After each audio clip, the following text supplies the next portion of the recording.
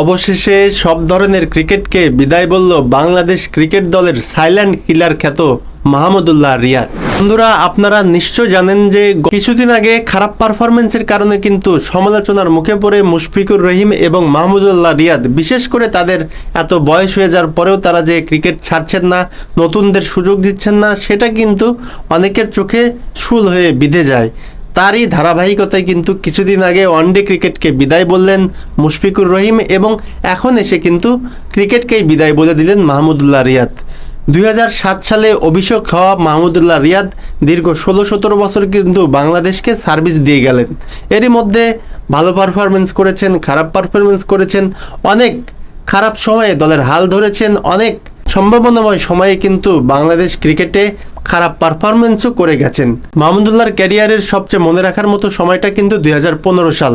বাংলাদেশের প্রথম ব্যাটসম্যান হিসাবে শতক হাঁকান মাহমুদুল্লাহ রিয়াদ সেই বিশ্বকাপে, এবং সেই বিশ্বকাপে কিন্তু আরও একটা মোট 2টা শতক করেছিলেন মাহমুদুল্লাহ রিয়াদ।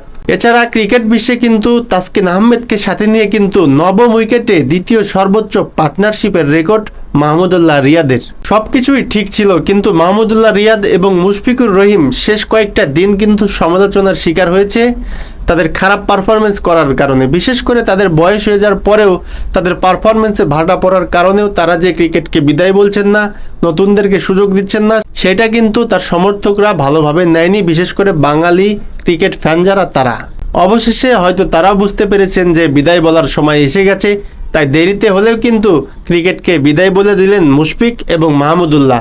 বিশেষ করে মাহমুদুল্লাহ রিয়াদের জন্য কিন্তু আমাদের এখন, যেহেতু সে অবসর নিয়েছে, তার জন্য কিন্তু রেসপেক্টটা থাকাই জরুরি। দেখুন, তার ক্যারিয়ারে কিন্তু সে নিজের ব্যাটিং পজিশনটা কিন্তু স্যাক্রিফাইস করেছে, এছাড়া কিন্তু আরও অনেক কিছু মুখ বুঝে সহ্য করে গেছে। ট্রল, তাকে নিয়ে হাসাহাসি সোশ্যাল মিডিয়াতে, কোনো উত্তরই সে কোনোদিন দেয়নি।